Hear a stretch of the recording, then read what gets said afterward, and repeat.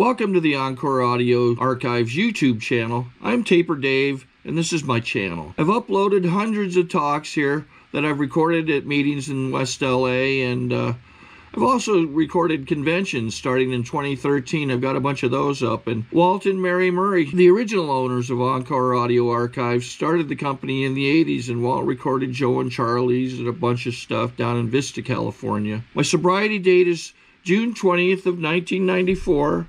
I hope you find something you like, so please like and subscribe to my channel and comment down below. If you want to hear something that I don't have or that you don't see, I'll see that I get it. Anyways, take care and have a great day if you want to. This is a one-speaker meeting. Please welcome Mike H. Who's going to be our speaker tonight. Mike?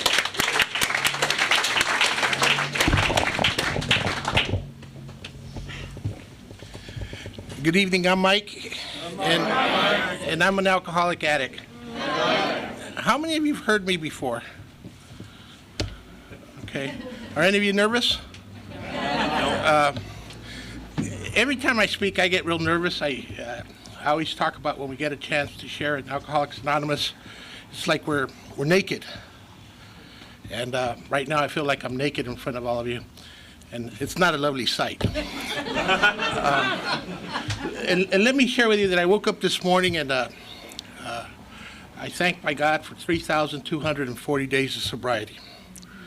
And I promptly realized that I'd woken up, and I was just grateful that that happened.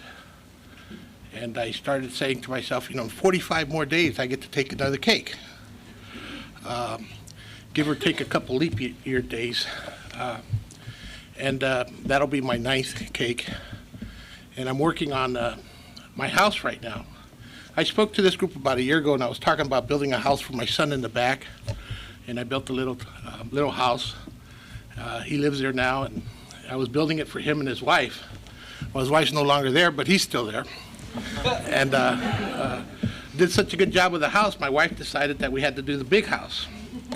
And so now I'm working on the big house, and the big house is going to be 100 years old, and I'm remodeling it. I kept on telling my wife we already did this once, and she kept on reminding me that was 32 years ago, and she felt that it was time we did it again.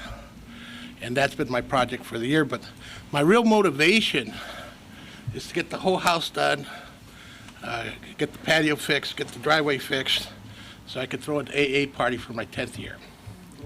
And that's what got me working on the house. Now, I need to share with you that about 5 years ago, I walked into my backyard, and I looked at it, and I kind of told my wife, you know, we got a nice backyard. I hadn't been back there. and it was like, you know, we got a nice patio.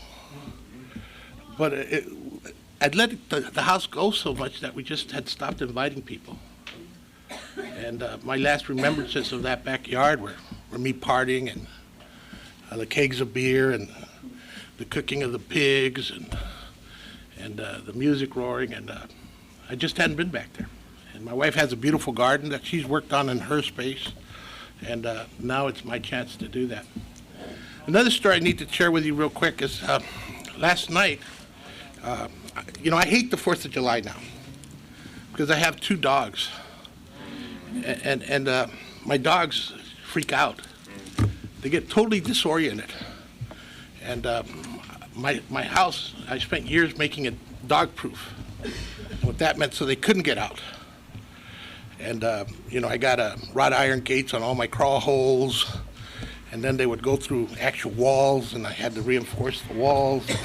They'd go through screens, and they just hate the 4th of July.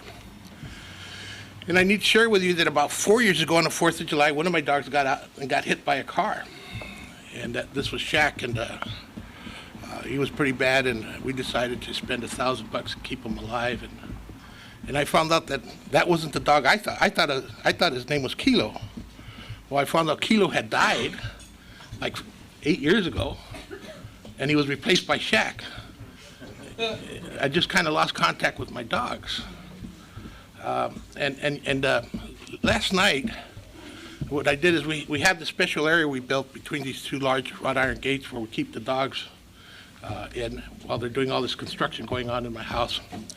And so the fireworks were going like crazy. You know, I live in Highland Park, and people believe that that's where you bring out your AK-47s and shoot them instead of skyrockets. And there was all this activity going on, so I got a lawn chair and I put it inside the gates where the dogs stay, and I sat there with them. And I turned on my little AM/FM radio and I listened to the Dodger game with my dogs. And you can only have a conversation with dogs for so long. But I stayed with them for 4 hours. And what happened in those 4 hours is 2 hours into it, about the 8th inning of the Dodger game, my wife brought her lawn chair and she sat inside with me with the dogs. And then the Dodger game was over, and I found 94.7. I was listening to the wave, and my son showed up, and he got a lawn chair, and he brought it, and he sat there with the dogs. And we were waiting for my daughter, but she didn't come by. But I was sitting there amidst all the fireworks and everything else, looking at the sky, looking at my house that's being fixed, and I just felt so grateful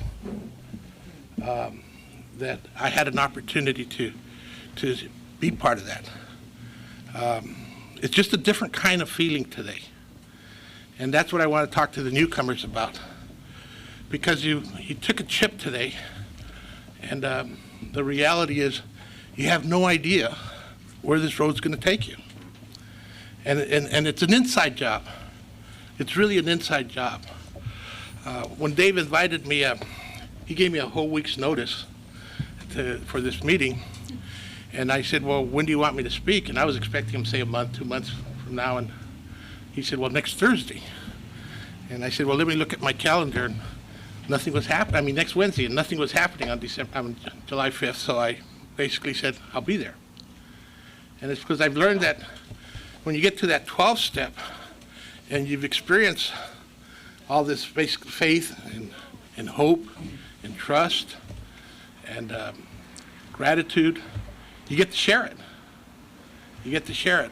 And it's hard for a newcomer to understand what that's about. And so I want to go back to kind of my beginnings, and hopefully you'll have a better understanding, because I was just one of these kids who, like everybody else, was born into this world. And I had no idea that my mom was 5 years older than my dad, and she married him. He was in the Army at the time. And the bottom line is my grandparents had problems with him because he was from Texas. And my grandparents, being seventh generation Californians, just hated Texans. My dad lasted a couple of years and he left us. He came back a couple of years later when I was about 10. He thought he'd be super dad, and that didn't work so well. Lasted about 6 months, and he left us again. And that means I grew up without a dad. And we also moved around a lot because by then my grandparents were so mad at my mom, she decided she wasn't going to be part of Pleasanton, California, where I was born, and we moved different places, one of those places being Tijuana, Mexico. I always tell people the only time I was an illegal was when I was in Mexico. But I had to forget the little English I knew and had to learn Spanish. And then by the time I'm 10, we're coming back. And I know I was about 10 years old because I remember Sandy Koufax pitching that no-hitter at Dodger Stadium and listening to it on the radio. But I had a club foot, and there was a place called Orthopedic Hospital in Los Angeles, and that's why we ended up in Los Angeles. And they broke my foot 7 times, and break it, recast it, break it, recast it. And, so I didn't really get to run until I was about 11 years old. And all this has to do with me becoming an alcoholic addict. See, I can give you 1,000 reasons why I became an alcoholic and an addict, but the reality was I just liked the stuff. I liked what it did to me, and I didn't understand why. Those of us who basically went through a period in our life when we were normies, if such a thing exists, kind of understood you have to acquire a taste for alcohol, because we saw our friends trying to acquire that taste for alcohol. Some of us didn't. I was like 16 years old when I drank my first can of Schlitz malt liquor, and I loved it, the Bull. And I remember I was playing basketball with these kids who were older than me, and it was at night, and it was hot, and they decided that in the back of a Camaro, they brought an ice chest full of beer. And I drank that beer down, and went down so smooth that I had to have another one. And I had another one, had another one, and I went home drunk. And my mom always told me to tell her when I drank. That's all she wanted to know, is when I drank. I said, I drank, I'm drunk, Mom. She said, okay, mijo, go upstairs and go to sleep. And that was that. Little did I know what that was meant. You need to also understand that my mom raised 3 kids, working 3 jobs. Now, that's a story a lot of us have. And it's also a story some of us don't have, but that happens to be my story. And it was when I was in a rehab hospital that I realized that that meant I grew up without a father, and I also grew up without a mother. It wasn't like Ozzie and Harriet's home.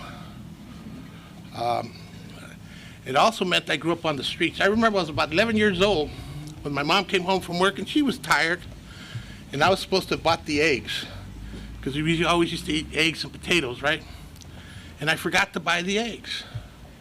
It was late at night, about 10:30 at night, and she said, go get the eggs. And I had to go to Gateway Market about 6 blocks away. And as a little kid, that was the scariest walk I ever took. Looking at all these winos on the street and me not knowing what was going to happen to me. And I took that walk and I bought those eggs and I brought them home. And I'll never forget the fear I had that night. That was part of my experience. So when I got a chance to feel different, it meant something. When I got a chance to go away, even if it was just the way I felt, it meant something. It was better than the world I was living in. Now, I always tell people I was pretty good in math, because in Mexico they teach you math real good, those elementary schools.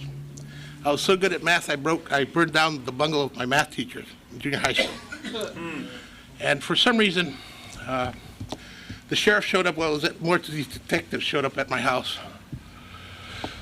And they told them, they asked for my mom, she wasn't in, they called her, she was working at an answering service, and they said, you know, we know that your son burned the bungalow down. And they asked, how did she know that?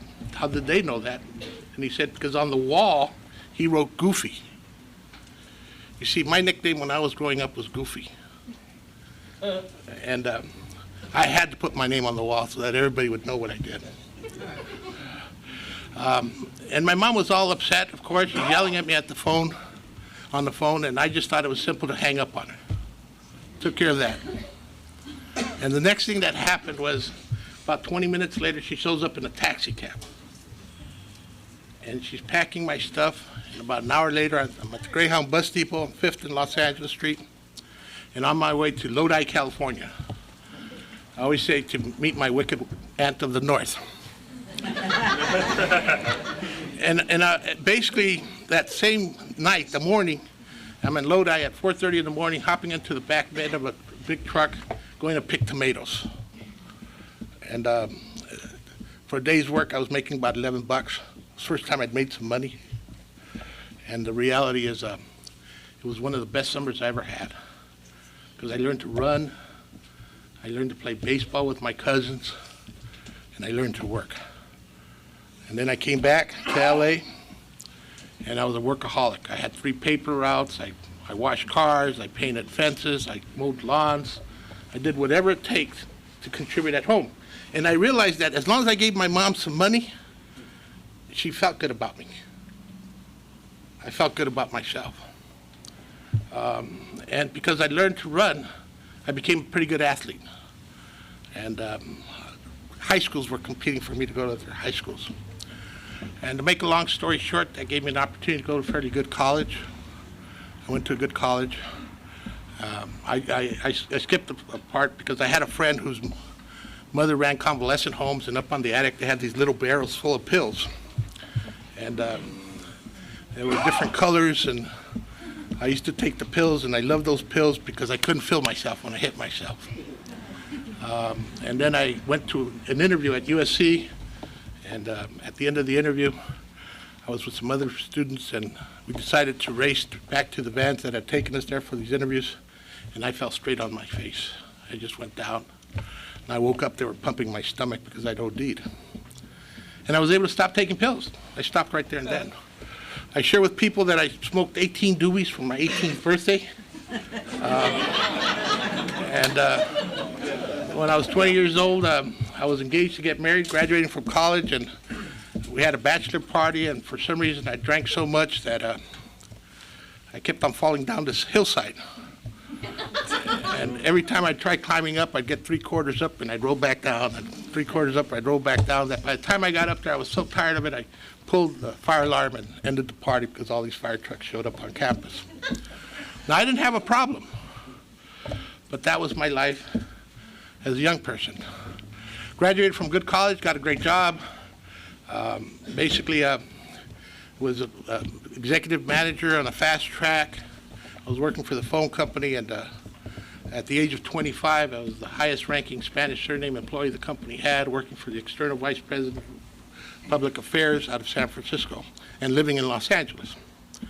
And I left that job to go work with my mom, help her with her business. My mom ran a bail bond business and a burrito stand. It was the only place you could eat and get someone out of jail at the same time.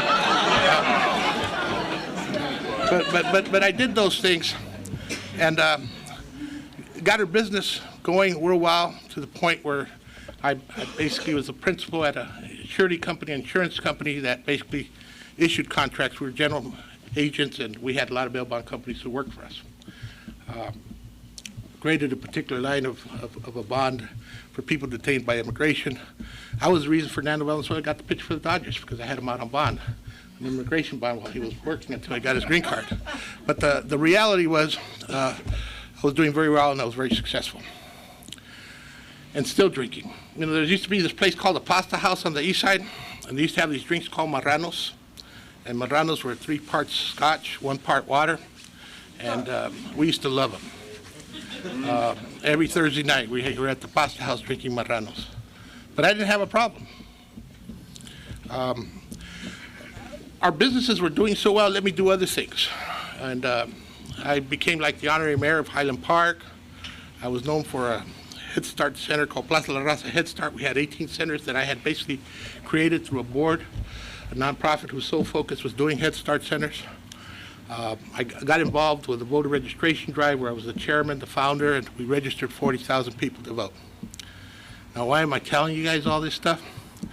It's because I was leading 2 lives. I was leading the life of the drunk, and then I was leading the life of a very successful business person.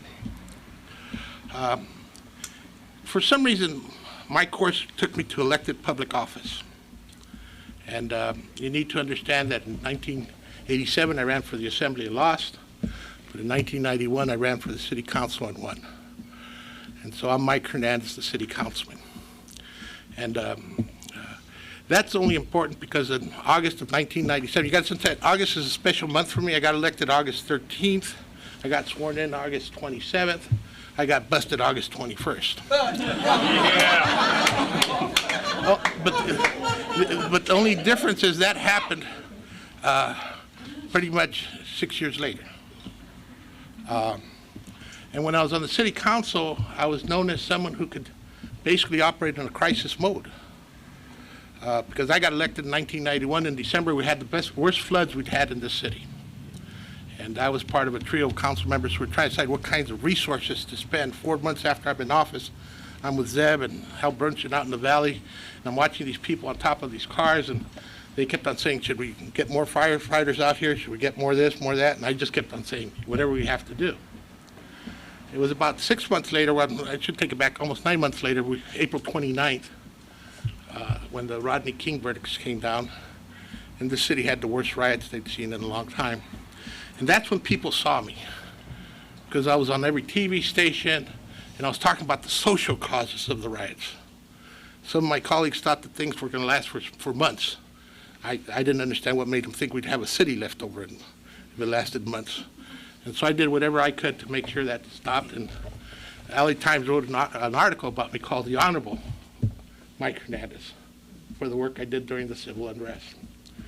2 years later, January, this city had pretty much one of the worst earthquakes we'd had. And again, I'm operating under crisis mode. And nobody understood why I was doing so well. And it's because my whole life was a crisis. and that was very different from some of my colleagues. But all I knew is how to survive. And that gave me a very positive reputation on the city council to the point where people were talking about me running for mayor. Now, I got reelected to another term by 85% of the vote. Basically in March of 1997. And I share with people that that was the loneliest night of my life. Because in December of 96, I'd already reached a point where I knew I was going to be homeless or dead. And I was all right with that. I was all right with that. Because I was addicted. You see, I came into these rooms because I found a powder greater than myself.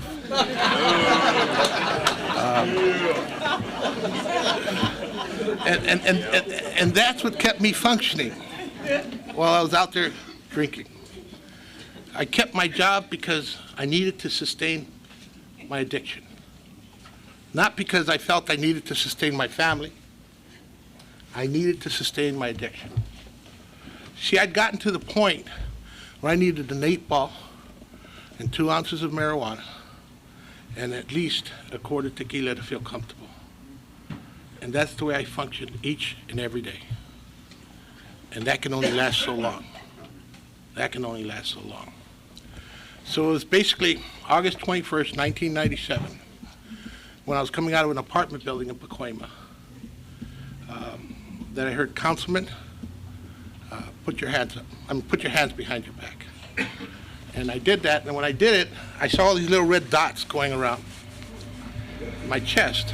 And when you see red dots, you kind of put your hands behind your back. And I was promptly handcuffed. And as soon as I was handcuffed, out of nowhere came out all these SUVs. And all these guys wearing these jackets, FBI, DEA, Glendale PD, LAPD. I always tell people I had an intervention. But it was an intervention of 27 officers representing 23 different agencies. And they put this task force together called Impact. Now, they weren't naming it after the rehab center. They were naming it because they were going to make an impact on this drug issue in Los Angeles by arresting this council member and all those who supplied him. And they thought I was part of a big network. And what they found out is I was just an alcoholic addict. Okay? There wasn't this big network. There wasn't this big story. I was spending my $130,000 salary a year maintaining my habit. I'd lost several pieces of property because I let them go into foreclosure. I was paying no attention to my personal life. I was living in the back of my car, in the motel rooms. And my mom had died on June the 20th. And see, prior to her dying, she had diabetes and she died a very slow death. But it was an excuse for me to use. And I remember when we basically decided that she was no longer going to be alive and we had to pull the plug, I was drunk, I was stoned, and I said it was all right. And I can't forgive myself for that as much as I'd like to, but I'd rather be high than not be high. I felt comfortable that way. So August 21st, 1997 is an important date for me.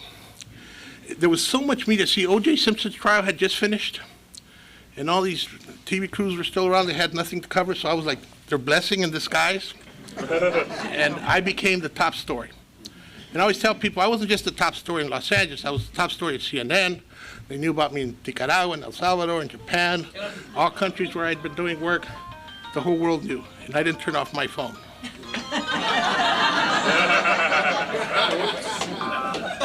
Okay. Okay, so to make a long story short, the whole world knew about me. The whole world knew about me. And, you know, people talk about this program being a program of anonymity. When I was walking down the street, people would look at me and they say, "Aren't you?" And I would say, "Fernando Valenzuela."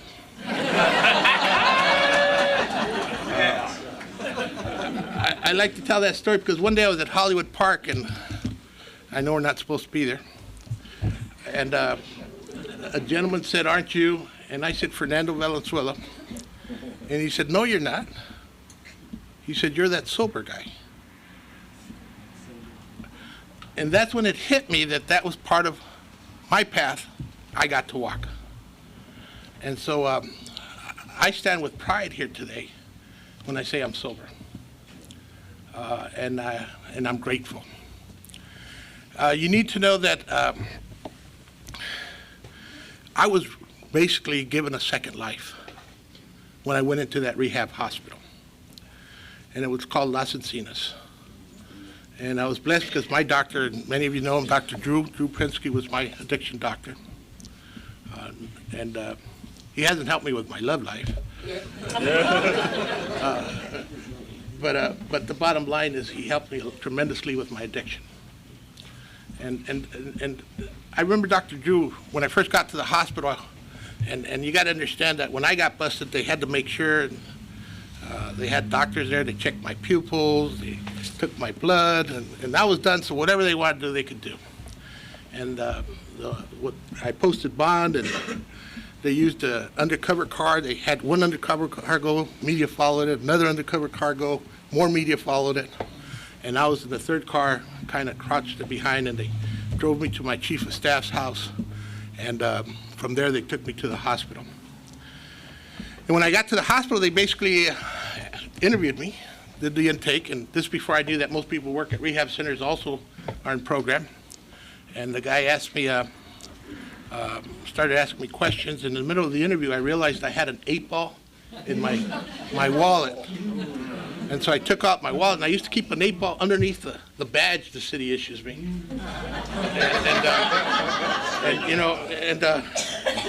They give you a nice badge that says you're a council member. This one says I'm a retired one. And so in the middle of this interview, I look, and I had an 8-ball. I didn't even have to pick up that night.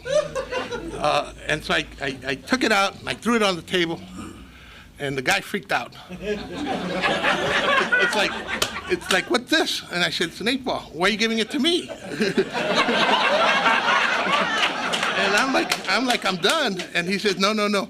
There's a restroom over there. You go take care of it. And so I went over to the restroom, and I flushed it. And I kind of share that because a lot of people in recovery, they tell me they go into the rehab and they're still trying to get their last high. I was literally done. So 3 days later, Dr. Drew was interviewing me, and he wanted to know if I knew why I was there. And I said, because I'm a cocaine addict. He wanted to know that I know. What else? And I kept on saying, well, what else could there be? He said, what about your drinking? You see, by then they checked my liver, they checked everything else, and I'm basically telling him, I don't have a drinking problem. And he's like, what do you mean? I said, I drink, other people drink. I drink more than they do. They get sick, they throw up, I don't. And then I said, now what's that have to do? Well, it goes a little bit more because he's then asking me, well, how much do you drink? And I said, about a quart. And he said, okay, how often? And I said, well, every night. And then he said, a quart of what? And I said, well, tequila. And I knew I was lying because I drank at least a quart, but I drank tequila with everything, with beer, with wine coolers. I just drank. And I said, what's that have to do with cocaine? And he basically told me, don't you understand that a drunk will do anything? A drunk will do anything. And that's when I kind of realized that part of my sobriety, I was going to have to give up alcohol. And that's why I'm speaking at a meeting of Alcoholics Anonymous. Because I was at a Dodger game Friday night, and it was hot. It was hot. And I'd had my Dodger dogs, and I'm walking by, and I'm looking at all those cold beers. And at the time, I had about 2,235 days of sobriety. And I'm thinking about, I could have a beer. And luckily I had enough in my bank of sobriety that I didn't. I went down and I told my wife, I said, you know, I was thinking about having a beer upstairs. And her response was, so was I. You got to understand, my wife's a Norman, but she hasn't had a drink since she had to empty the 260 bottles we had at home when I was in the hospital. So I can claim a few more days of sobriety than she can. But my wife never had a drinking problem, doesn't drink. And I said, well, why didn't you get a beer? And she said, I can't because of you. I'm blessed because I have a wife who supports me and cares about me. And she understands that my addiction is powerful. And I know that if I would have had that beer, it would have been all right to have another one on another day.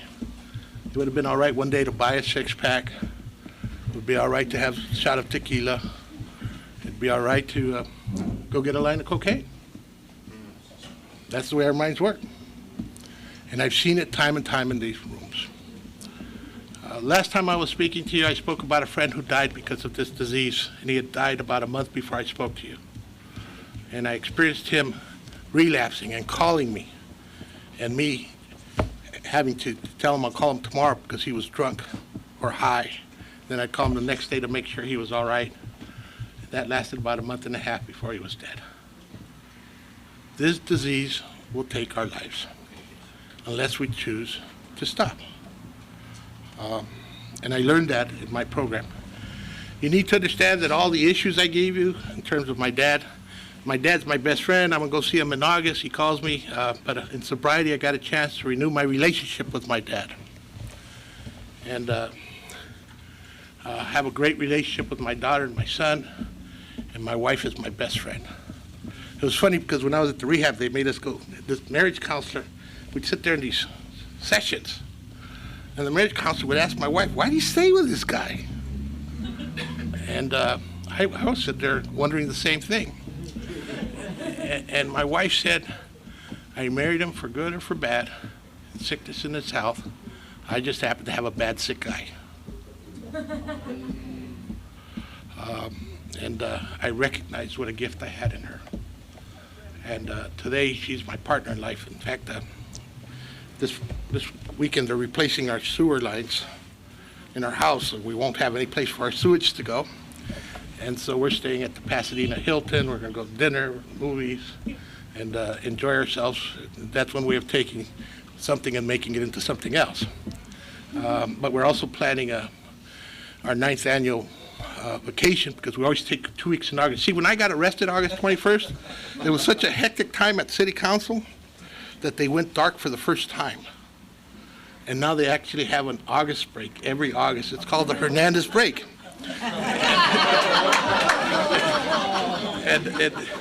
And I still work for the city.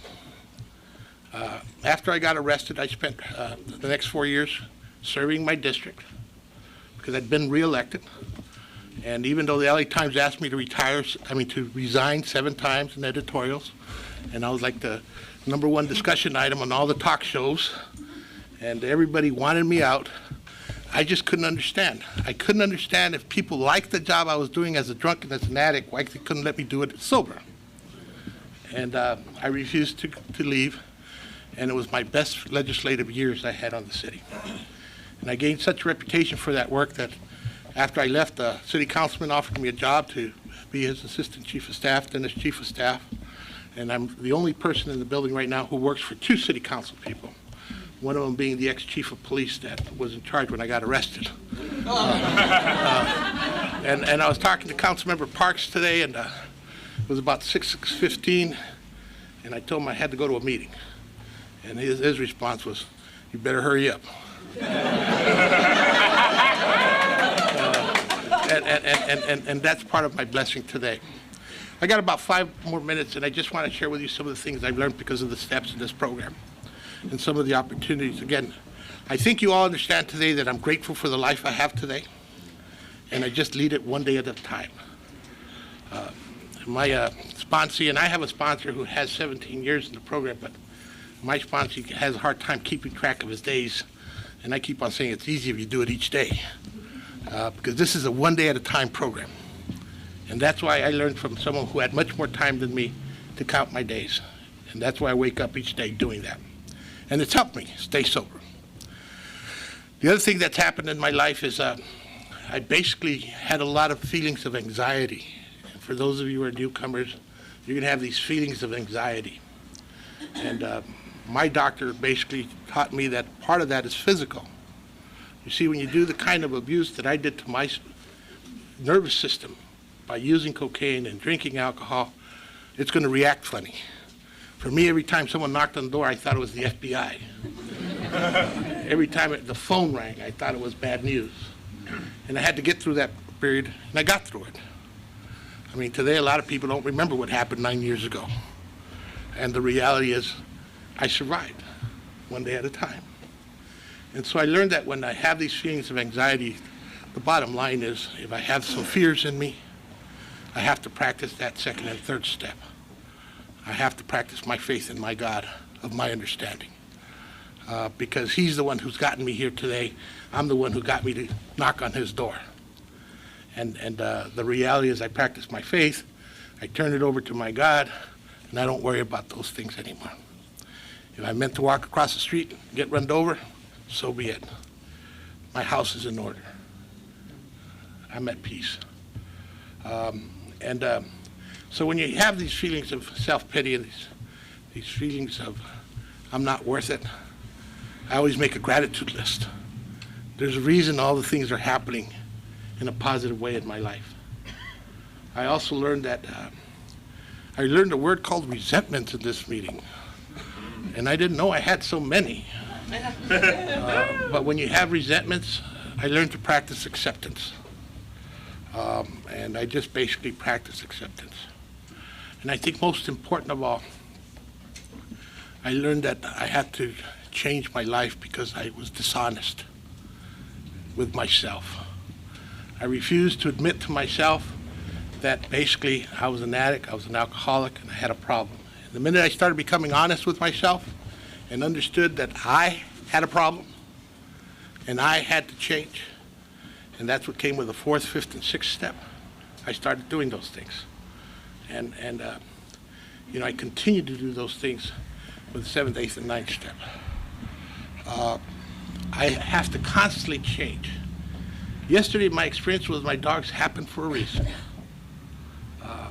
My wife couldn't believe that I would actually put myself in that small cage and sit with my dogs. That would have never happened. And I learned something about human nature. You do something good, other people want to do it with you. And it happened to be my family. So I try and be a good role model today, the best way I can. Dr. Drew taught me that we have 4 brains. And a lot of us don't understand our brains because our brain basically tells us what to do. You know, when I was born, I had this pure brain. My mom wasn't an addict. My dad might have been. To make a long story short, it was the environment around me, the circumstances around me that made me feel uncomfortable. And that's why I was attracted to alcohol. And so the second brain is this brain that's not pure anymore, but it's a brain that's been exposed to some kind of substance that's mind-altering. And then something happens where that brain gets addicted. See, we're talking about the human organ that controls everything we do. Everything. And when that brain is addicted, it wants what it wants, no matter what. And see, that's why I could no longer decide to pay my mortgage as opposed to paying my dealer. It became easier to pay my dealer than to pay my mortgage. That's why I couldn't spend time with my family, because I had to go get my drugs and I had to hide by myself. I always like to, newcomers always ask me, now that you're sober, does that mean you don't party anymore? And I always have to ask them, last time you partied, how many people were with you?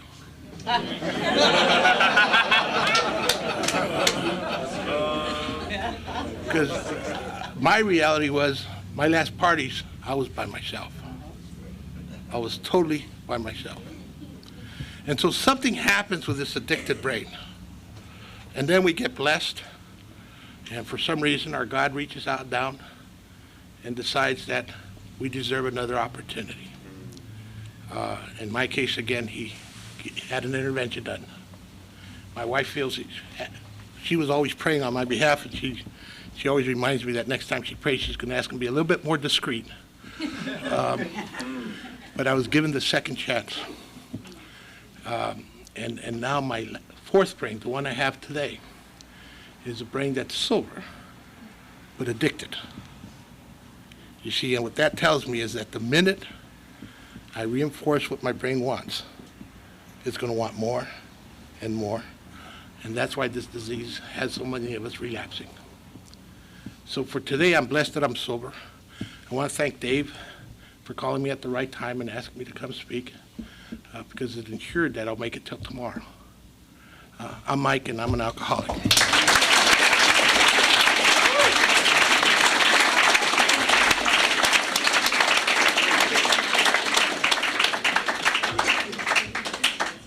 Thank you, Mike.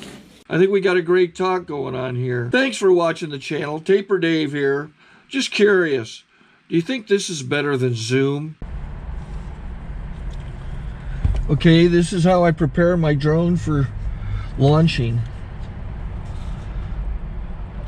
I like to do it inside the cab of my truck so I'm not standing outside in the weather. To install the joysticks for control, up and down, right and left, powered on. I have an Android phone that I use to connect it to the drone with. And it's actually controlled through the iPhone, through an app. Oops, wrong way. It's actually controlled through the iPhone, or through this Android phone, through the app. It's actually controlled through the Android phone, through an app, and you connect it through this short connection right here.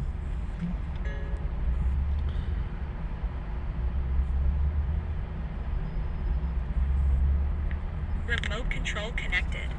Remote control's connected. So I pull out the drone. I have to extend the legs. Long legs extended first, then the short legs. Remove the gimbal protector. Set that aside, then power it on one short burst, then one long burst. I lay it down. So I have to go to calibrate. So the drone's not connected yet. It shows you here as this drone gets disconnected, even though the remote's powered on. So the drone has to establish it's connected. So I go into the app to calibration mode. First I'll calibrate the remote controller. Start calibration. Out, in, oop, out, in, up, down, and then this little wheel is to control the gimbal. So it's calibrated. Go to gimbal calibration, start calibration, and then it calibrates the gimbal. And if that shows up, the gimbal's moving all over the place. Changes, you can see it on the video. And I'm calibrated to take off. It's acquired 7 satellites at the moment. There are 26 satellites up in the sky, which it has to acquire before you can take off. So it's connected. It's got enough satellites. This is white. I can go to press this little arrow button, swipe right to take off, and it would start the motors if I slid this to the right. But I'll wait till I get outside. Don't want to do it inside.